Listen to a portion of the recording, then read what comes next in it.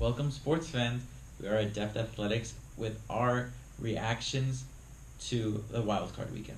This is true. My name's Tosh, and this is Alex. And I gotta say, I went 2-2 for the wild card weekend. It wasn't the best choices by me. This guy went 3-1 though. I am obviously a guru when it comes to the NFL. The one only came by what I thought was a pretty big upset this weekend. So why don't we start with that game? Los Angeles Rams at the against the Falcons. Yes. I don't think it was the biggest upset, but I do understand kind of why it happened. But I don't really think the Falcons were gonna win.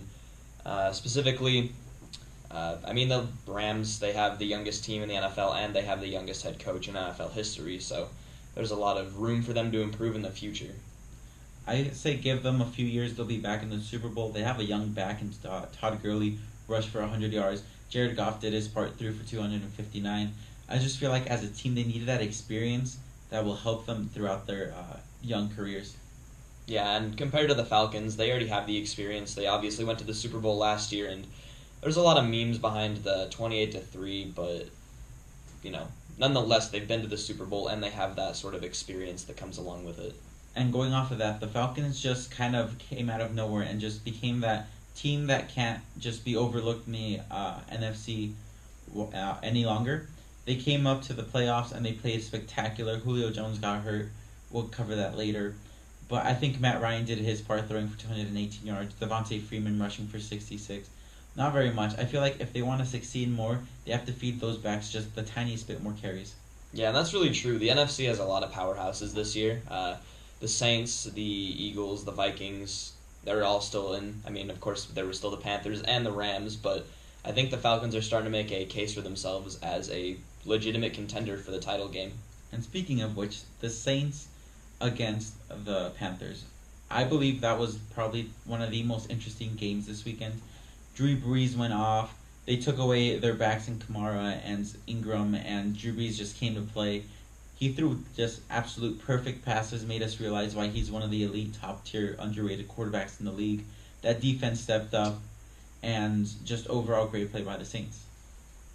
I can definitely agree with that. I think that game was definitely the closest out of all of them as to my pick as to who will win. But in the same sort of sense, I think that the choice with the Saints, they were definitely the stronger team, and that home field advantage really gave them the edge. Not to say the Panthers weren't good in themselves.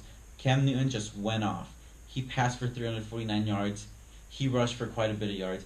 He just carried his team from being down to almost making a comeback. A few key drops and a missed field goal by Stephen Gano just kind of cost them the game in general.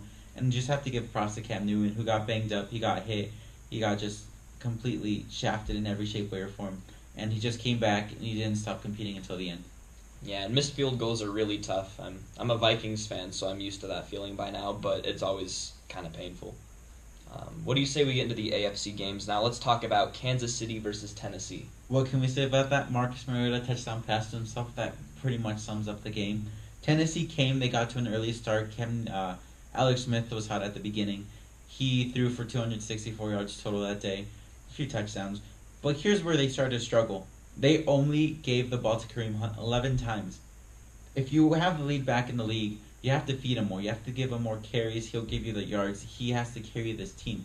You can't put all your whole team on the back of a veteran quarterback.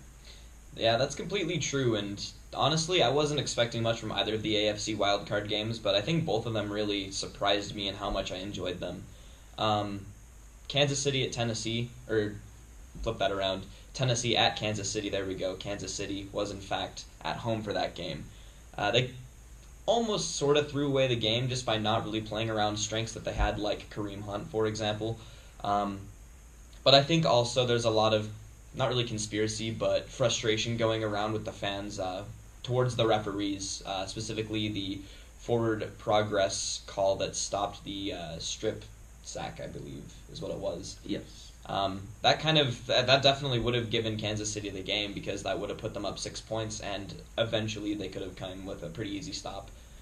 But Marcus Mariota kind of carried the Titans that game, put him on his shoulders. He was the best wide receiver on their team. He was the best running back on their team. He was the best offensive lineman on their team.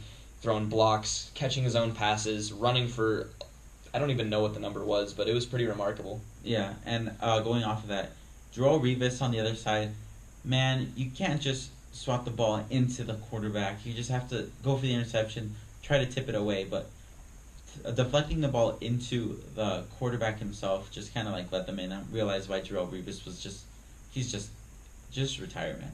That's what I'm trying to tell you. I do think, like, on that play in particular, because that was obviously the highlight play of the entire wild card weekend, I think that extra effort put forth by Mariota to not only catch the ball off of the tip, but also get it into the end zone, really shows his promise as a character in the league and, how he puts forth that extra effort. And I think that in itself is going to somewhat carry over into his career as a pretty consistent quarterback. And it doesn't mean their defense isn't good. Brian Orakpo had 1.5 sacks. He just kind of gives that like fear to the opposing quarterbacks. Their whole secondary played well, limiting some of their top receivers to not 100 yards. And just overall, I feel like they did great. Now let's talk about the other AFC matchup, the Bills against the Jags. Just overall, I think you would agree with this. Really bad quarterback play from both sides. I think Jacksonville's problem was that they started a running back at quarterback in Blake Bortles. He rushed for 88 yards, only threw for 87. But I think the real highlight in that game had to be just the defense of the Jacksonville Jaguars holding the Bills, Tyrod Taylor, LaShawn McCoy to limited yards. Would you agree? I would say so, and I think one thing I noticed from that game, just because I haven't really watched a lot of the Jaguars throughout the regular season, is that defense seems kind of dirty. I don't know if those flags can affect them in this divisional round upcoming, or even the title game if that were to come. But flags do have an impact on the game. There were a couple targeting calls on the defense toward Tyrod Taylor when he was sliding. And I think that not only puts risk towards the players, but it also kind of makes the game, I would say, nasty for no real reason. Just play fair and play safe and earn your tackles. I mean, going off of that, I don't feel like it was necessarily that much of a dirty play. I mean, you look at the Jags all year, they had one of the top-tier defenses in both their corners with A.J. Bouye and Jalen Ramsey, who both played it remarkable this weekend. Jalen Ramsey with the game-sealing interception from Nathan Peterman, surprise, surprise. Then we go into that defensive line, just like awesome at giving opposing quarterbacks that pressure, gonna pressure Big Ben a lot. And then those linebackers, they're just playing spectacular. They're young. They're looking to get that ring, and I feel because of this defense and because of their level of intensity, they have a chance of winning the Super Bowl this year. Yeah, that's true, and maybe I wasn't thinking about that initially. Maybe their, dirty play, as I sort of called it, just comes from a lack of experience. I mean, they are one of the younger teams in the NFL, I believe, and the fact that their organization won their first playoff game in over a decade, I think that, gave them a sort of a motivation, and you could really see they were fired up within the field. There was a lot of trash talk and some heated discussions between players after tackles, and that's a lot of the time just because the players don't want to lose. They're there for a reason. They want to win.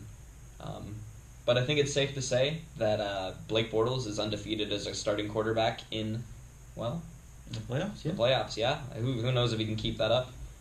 And just overall, going back to that, hitting it comes from the intensity. The players know this is a high-stake game. They know what they're trying to accomplish. They know their overall goal, and they know what it takes to get there. And just because of that reason, I feel like when any team plays with intensity, this is going to be the results, and it's just going to lead to trash talk. The emotions are high. They want to win. They want to bring that ring to their respective hometown turfs. The Bills not being there in the playoffs for a long time. And then just overall being like losing, it just feeds into that. I know as a football player, when we would be down, we would just our emotions would be high, and we just start turning on each other. Not bad, but it's part of the game, Yeah. So overall, I mean, how would you rate this wild card weekend out of 10? In the NFC, I would have to rate it an 8 or a 7. It's just they were all good games. They were intense. They were just like kind of good in general of like overall spectacle. But then if we go AFC, I mean the Bills Jags. That game was interesting for the last 3 minutes, but the first half was bad quarterback play and just kind of repetitive.